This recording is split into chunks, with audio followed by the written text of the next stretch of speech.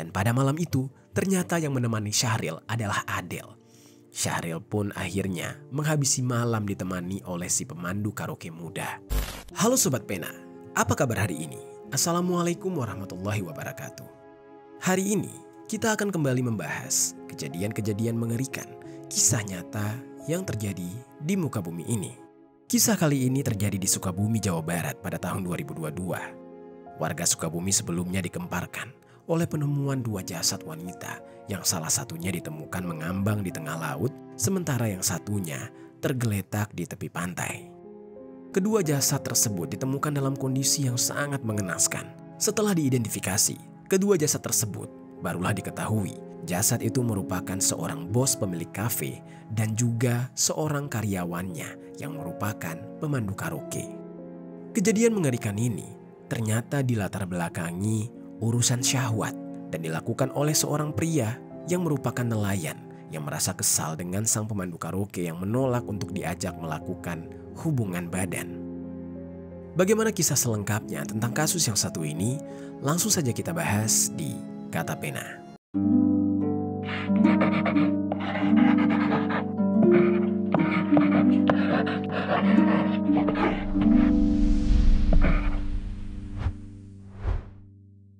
Dua wanita ditemukan tewas dalam kondisi mengenaskan di pantai Ujung Genteng, Kabupaten Sukabumi, Jawa Barat.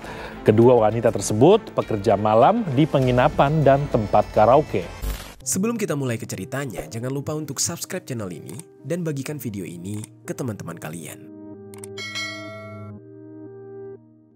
Cerita ini dibuat berdasarkan berita yang sudah beredar dan diterbitkan oleh beberapa media publik yang aku sajikan dan aku rangkum dalam bentuk alur cerita. Kita mulai ceritanya. Jadi sobat, di Sukabumi, Jawa Barat, tepatnya di Kampung Ciranjang Sawah, Desa Karangmekar, Kecamatan Cimanggu, ada seorang wanita yang bernama Aisyah. Aisyah ini merupakan seorang janda, namun tidak dijelaskan detailnya di media mengenai alasan dia menjanda. Yang jelas, Aisyah ini sudah dikaruniai 5 orang buah hati. Lalu sobat, hidup menjadi seorang janda dengan 5 orang anak tidaklah mudah. Namun meski begitu, Aisyah tidak pernah menyerah. Dengan segala beban berat yang dia pikul sendirian, Aisyah berusaha hidup tangguh tanpa mengenal lelah. Di depan kelima buah hatinya, Aisyah berusaha tampil kuat dan selalu bahagia agar anak-anaknya tidak perlu risau dengan kehidupan mereka meski tanpa kehadiran sang ayah. Aisyah yang merupakan seorang ibu juga mau tak mau harus berperan sebagai ayah alias orang tua tunggal untuk bisa memenuhi kebutuhan hidup mereka bersama. Dan untuk itu, Aisyah mulanya bekerja dengan orang lain. Namun ketika dia menyadari jika bekerja dengan orang lain membuatnya jadi kesulitan untuk merawat anak-anaknya, oleh karena itu Aisyah pun berhenti dari pekerjaannya dan dia memutuskan untuk membangun sebuah usaha penginapan dan kafe yang berada di wilayah pesisir pantai di Kampung Kelapa Condong, Desa Ujung Genteng, Kecamatan Ciracap, Sukabumi, Jawa Barat.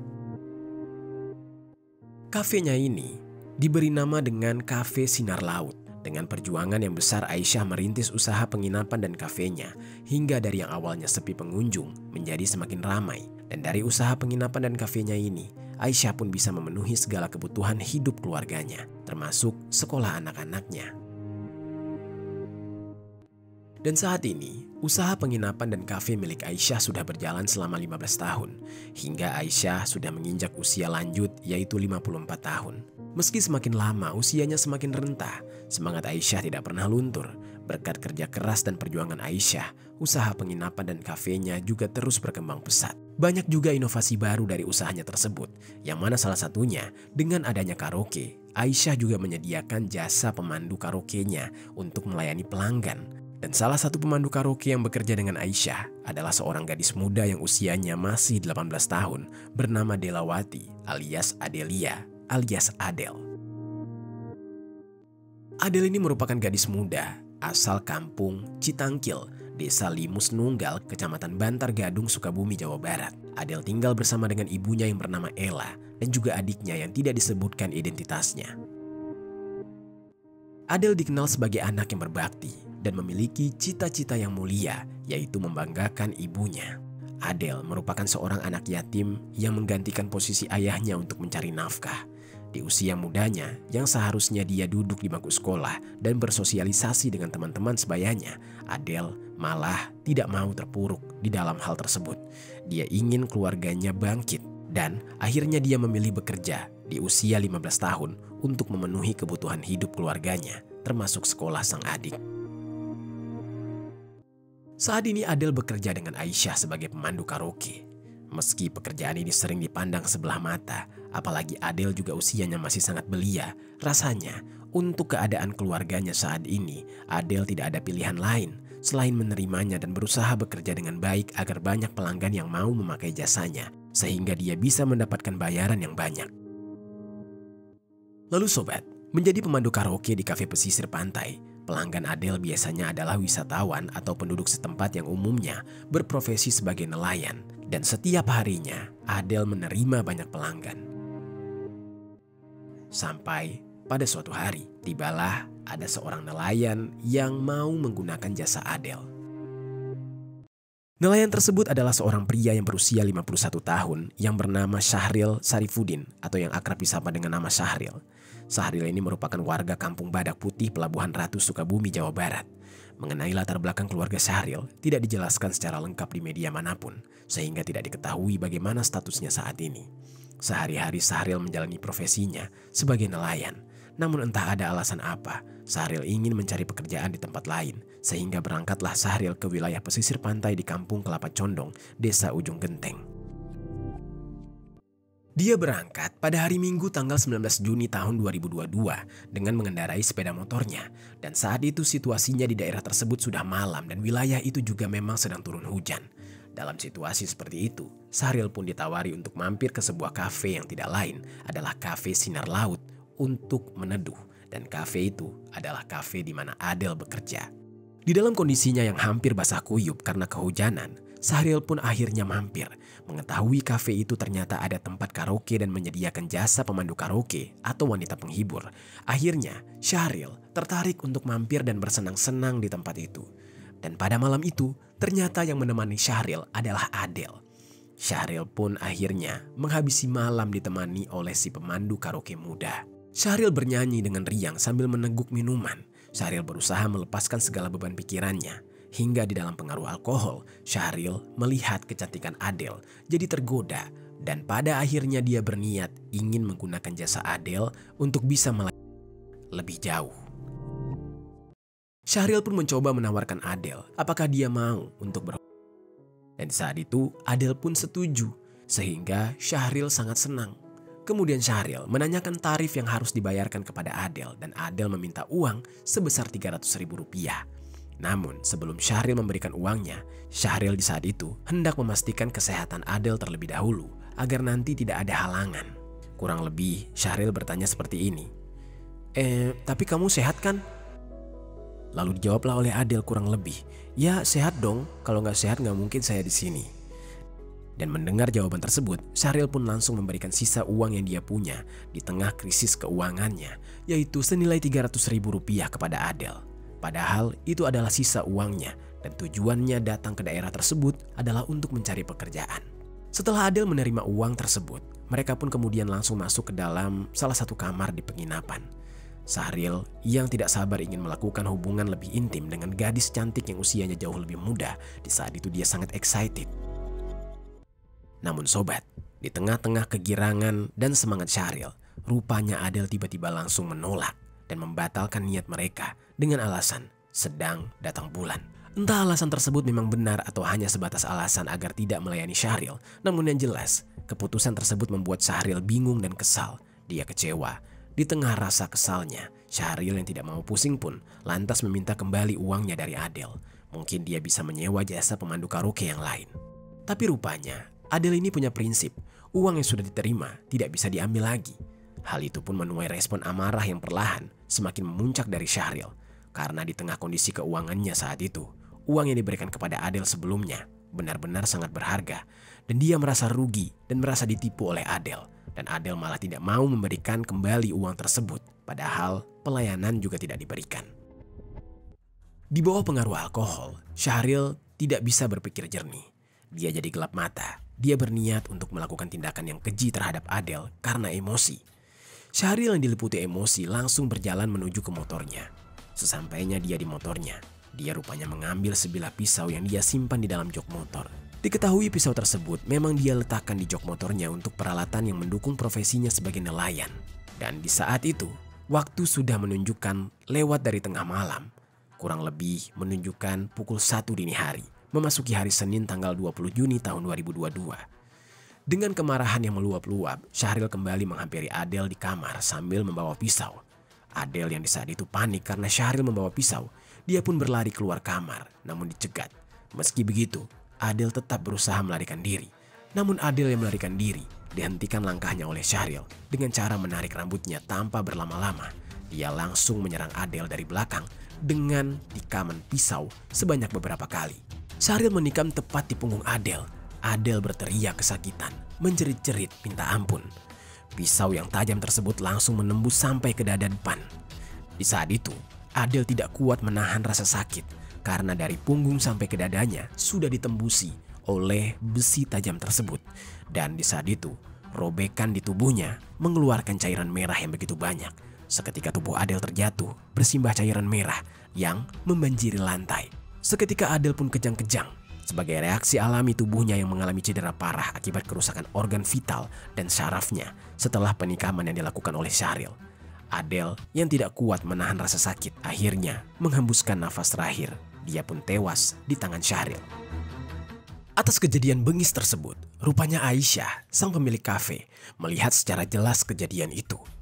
Aisyah yang terkejut melihat karyawannya dalam kondisi yang mengenaskan setelah ditikam, kemudian berteriak histeris.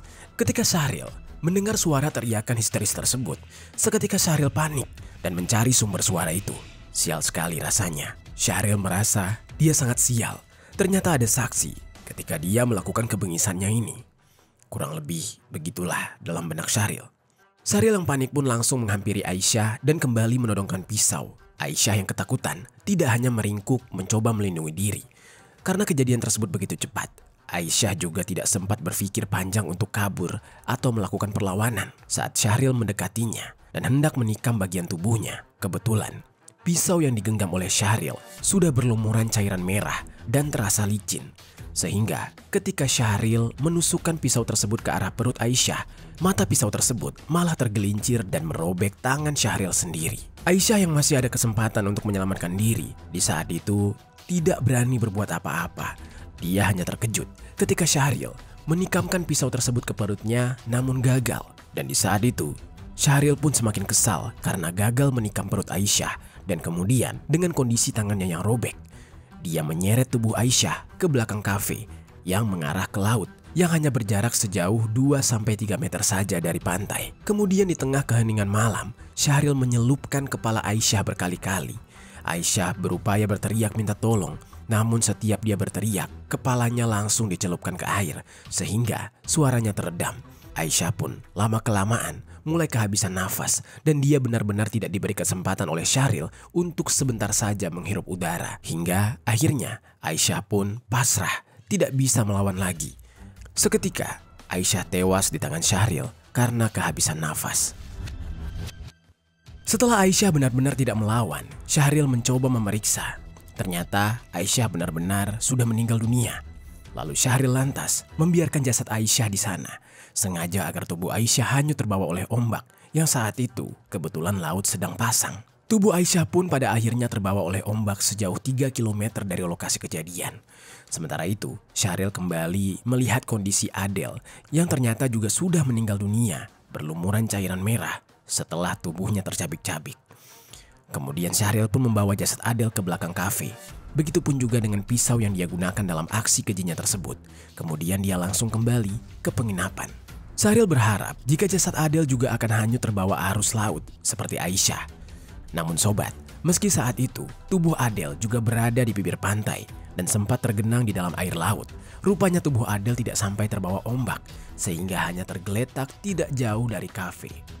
Sementara itu di penginapan, Syahril sudah membuang jasad Aisyah dan Adel, hendak langsung melarikan diri.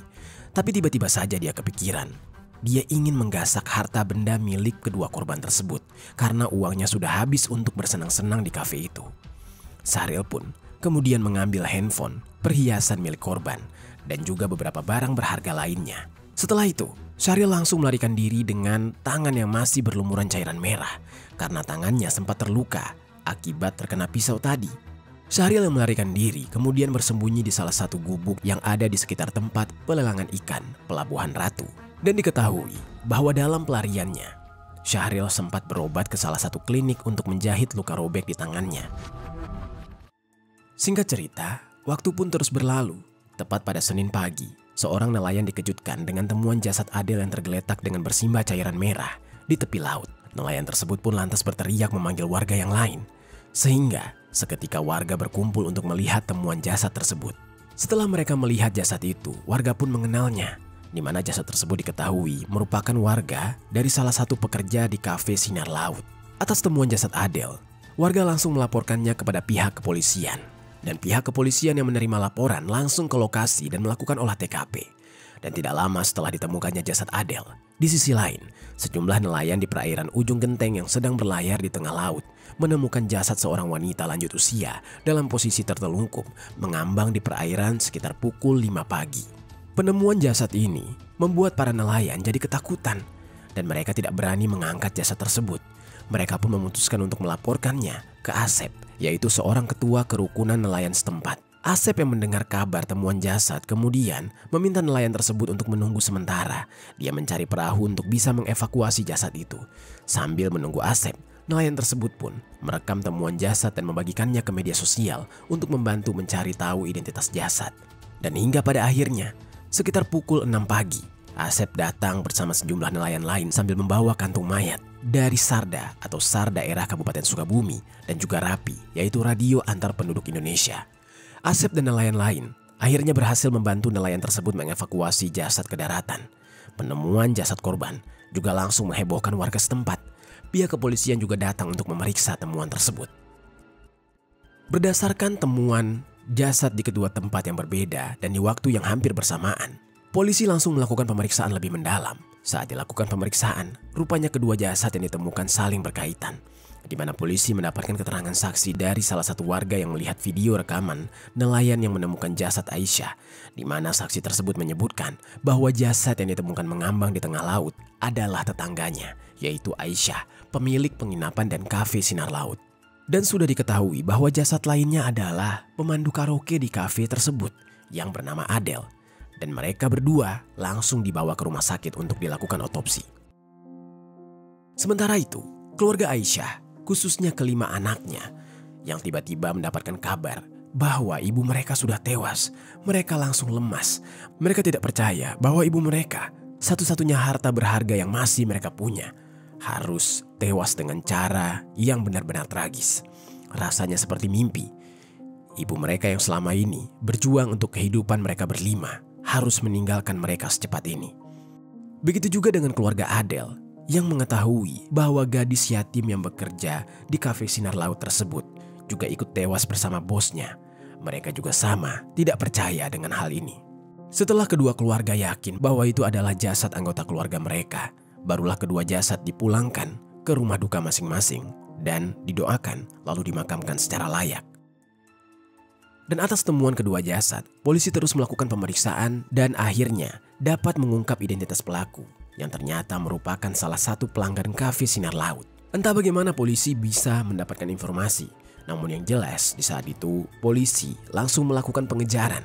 3 hari kemudian, akhirnya pelaku yang bernama Syahril berhasil ditangkap di tempat persembunyiannya di sebuah gubuk yang ada di sekitar tempat pelelangan ikan atau TPI yang ada di Pelabuhan Ratu. Saat ditangkap, Syahril sempat mengelak. Dia menyangkal semua tuduhan dan mencoba untuk melarikan diri. Hingga Syahril harus dilumpuhkan menggunakan timah panas tepat pada betis sebelah kanan oleh polisi agar dia tidak bisa melawan. Dan benar saja, Syahril yang sudah berhasil dilumpuhkan dan ditangkap langsung diamankan. Dia diperiksa lebih lanjut dan dimintai keterangan. Bersamaan dengan ditangkapnya Syahril, polisi juga berhasil mengamankan barang bukti berupa 1 buah pisau, handphone korban, jaket pelaku dan 1 unit sepeda motor milik pelaku, serta perhiasan milik korban.